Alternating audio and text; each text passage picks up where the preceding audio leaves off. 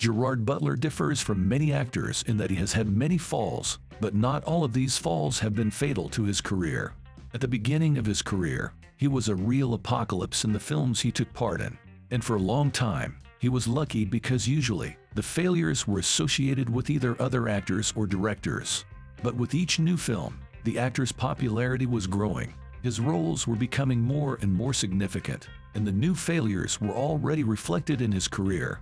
And now, the actor's career is going through bad times, and today we would like to talk about the career of this talented actor and understand what we can expect from him in the future. At the beginning of his career, Butler often played very small roles. He even appeared in Bondiana and in the unsuccessful Tale of the Mummy.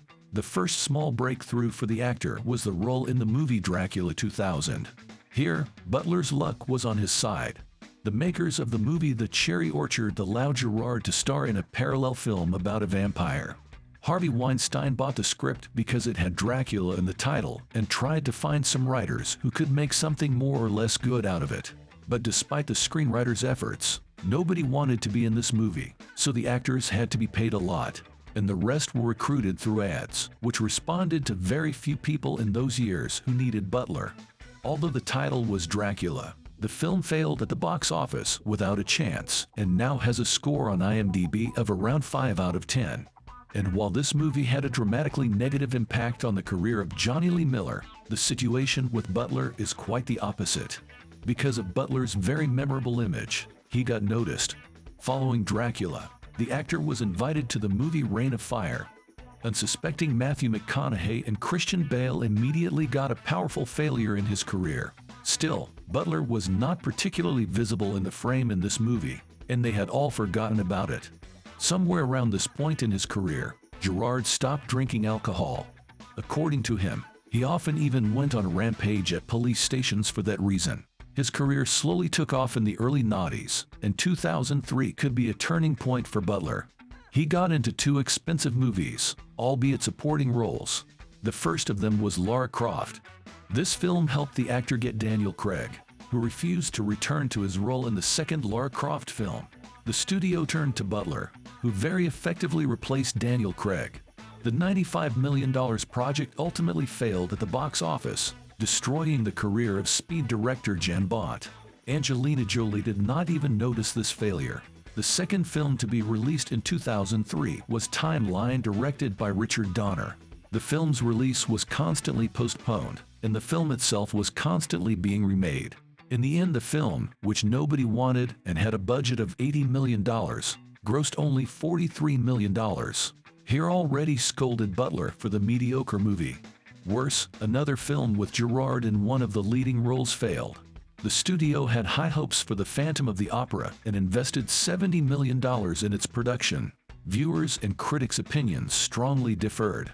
Professionals considered the movie almost garbage, but the audience liked the film. After several failures, the actor had to go down a notch and participate in films with more modest budgets. Beowulf and Grendel, Butterfly on a Wheel, The Game of Their Lives, all of these small films that no one was expecting could not make even half their budgets at the box office. It's very reminiscent of the moments in other actors' careers, after which those very careers tend to end. But in 2005, mainly because the actor liked to show muscle, he received an offer to play a significant role in a project that was doubtful even for the studio.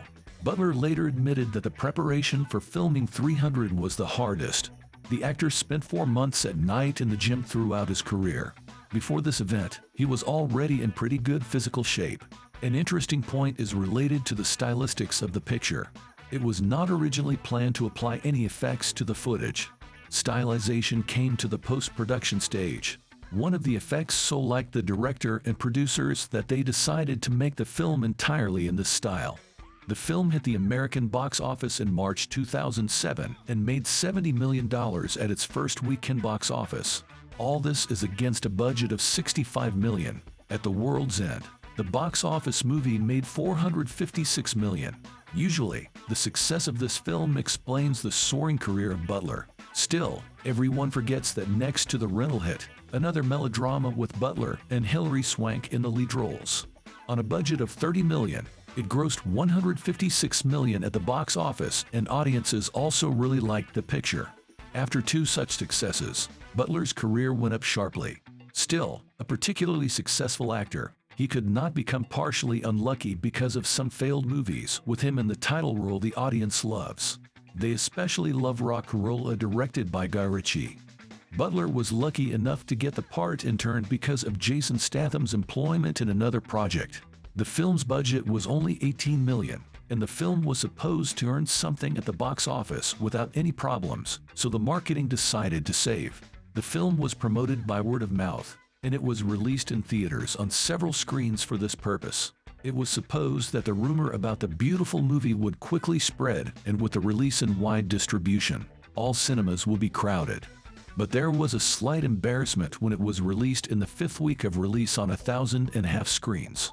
Nobody went to the cinema, and the film failed to reach the top 10 of the chart.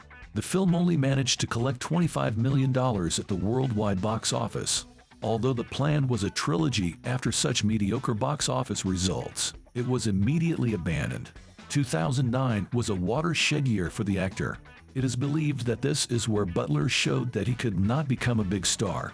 All three films were costly for their genres. The first to hit the box office was The Ugly Truth, and it was the only one performing well. Except that, at that moment, Katherine Heigl's career was taking off, and she got all the bonuses from the success. Butler may have gotten them too, but then the 60 millionth Gamer broke into the box office. Many people were counting on the film as the project was led by two directors who had previously made the super successful Crank. Here, the filmmakers something did not go according to plan, and Gamer grossed only $40 million on a budget of $60 million. At the end of 2009, Law-Abiding Citizen was released, the film for which most of the audience loved Butler, but critics did not like the picture very much, and the picture earned surprisingly little money at the box office. It made only $126 million on a budget of $50 million, and the studio could earn the main profit by selling the film on DVD. The severe blow to Butler's career came in 2010. The comedy film The Bounty Hunter was released in 2010. Although the box office was not wrong, critics and audiences trashed the film, for which Butler and Aniston received a nomination for the Golden Raspberry. The actor tried to prove himself in movies made for critics. One of these was to be Machine Gun Preacher. The unbeknownst Mark Forster expected the film to potentially qualify for an Oscar. But when the film premiered in Toronto in 2011, it was immediately written off. It was rejected by distributors, so the picture in most countries of the world in cinemas did not hit.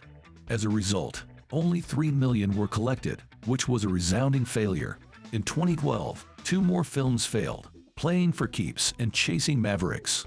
The film about surfing is guilty of the fact that Butler first went to the hospital, almost drowned, and at the end of filming, already fallen ill in specialized institutions to treat his addiction to painkillers. After that, the actor began acting in movies about the fallen. At first, Olympus Has Fallen surprised his success. Everyone predicted his failure after the failure of the theater-failed White House Down with a much stronger cast. But Butler turned out to be more successful than Channing Tatum. The success was due to Millennium, which tried to sell film rights to as many countries as possible. This approach only allows them to earn a little in case of great success, as the primary profit will go to the rights buyers, but in case of failure, the chance of being left without pants is much less. And here is an excellent example with the second part. The sequel's budget was cut by $10 million, and a not-so-good thing happened for Millennium Studios.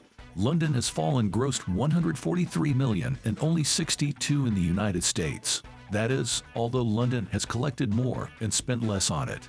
Specifically, the studio has earned less because of its strategy. In the future, this will lead to the fact that the third part has spent only $40 million. It, by the way, performed quite well. But Butler did not particularly want to star in the fourth part, and so went to court demanding from the producers $10 million, which he should be paid from a percentage of the profits. In 2016, the actor got another painful flop. It became Gods of Egypt. He claims that as soon as he saw the movie's script, the word God immediately climbed onto the nearest trainer, for he decided that since Gerard would have to play God, he should look perfect. But the movie came out at a horrible time. It got a lot of criticism even at the stage of filming. Too many actors with white skin played Egyptians and the gods. It is believed that all this fuss eventually screwed up the film's box office results.